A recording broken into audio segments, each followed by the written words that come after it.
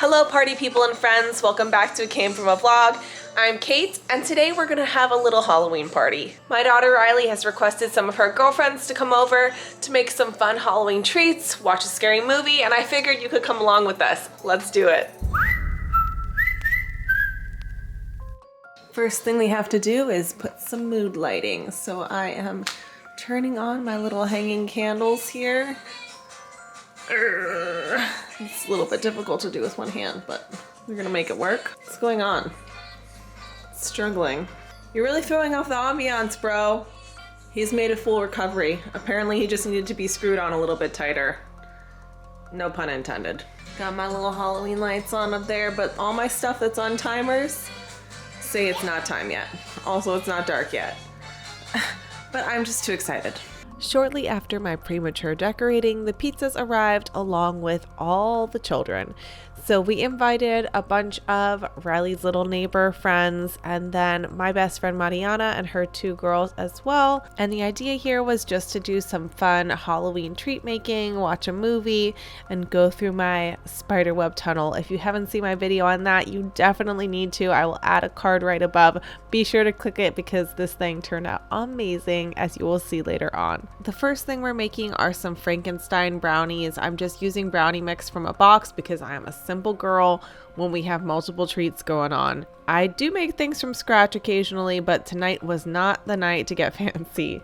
So I had the kids mix up the brownie batter, we baked it, and then I let it cool in the fridge.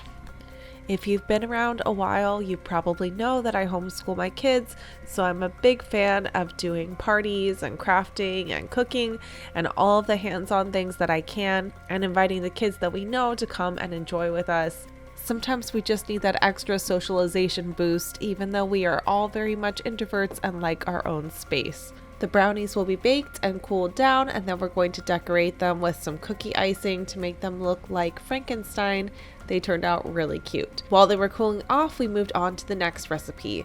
We are making these Oreo cheesecake truffles that we dipped in white chocolate and decorated with cookie icing to look like eyeballs. And they turned out awesome and delicious. My favorite part about making these are that they were much easier than making cake pops. If you've ever made cake pops before, it is a multi-step process, and sometimes it can be difficult to get that right frosting to cake ratio so that they're moist but not so moist that they're falling apart when you dip them in the chocolate.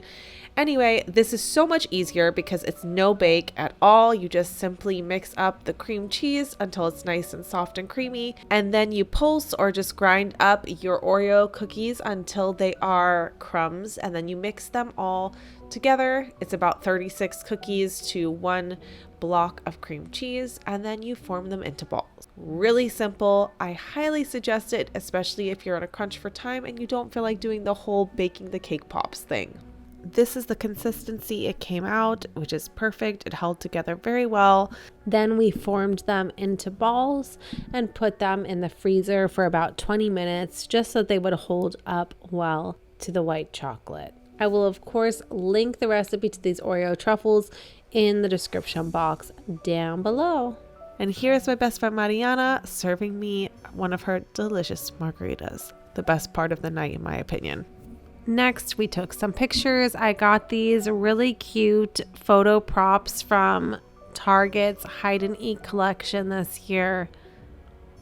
So the kids had fun with that for a while, and then I decided it was time to go out. It was dark enough outside to do my spooky spider web tunnel. They loved it. They went back and forth through this tunnel so many times, and they were pretty terrified, and then they were just having a blast with it.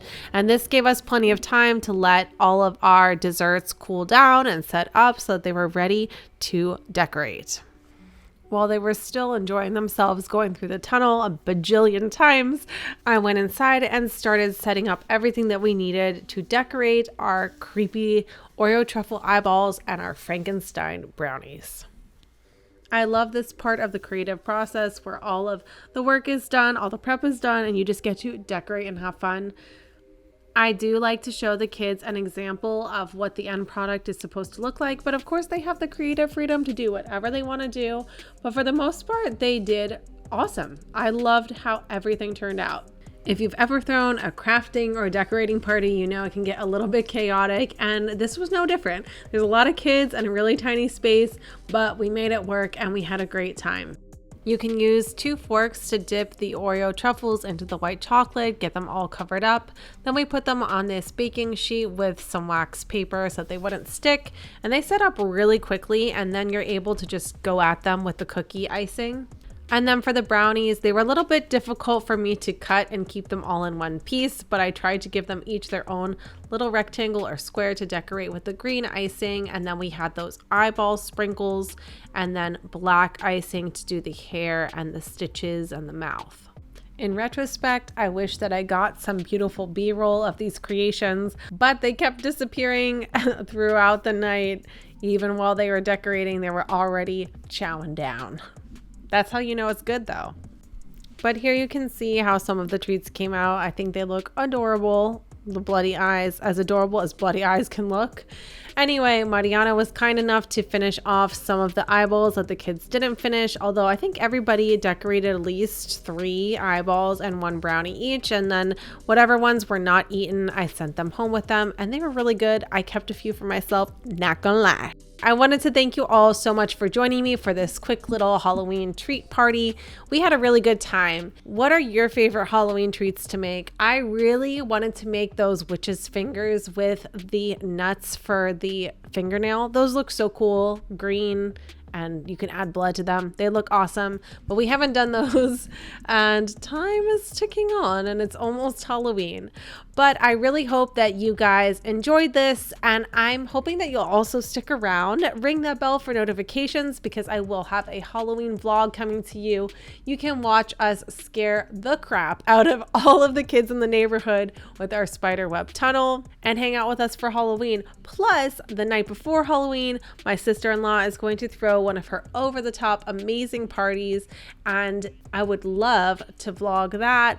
But you can always check out all of her amazing Halloween videos. I will leave a link to her channel in my description box down below, because if you think we take it far, she takes it to the next level, y'all. Anyway, thanks so much for hanging out with me. I'll see you next time here on It Came From a Vlog. Bye bye.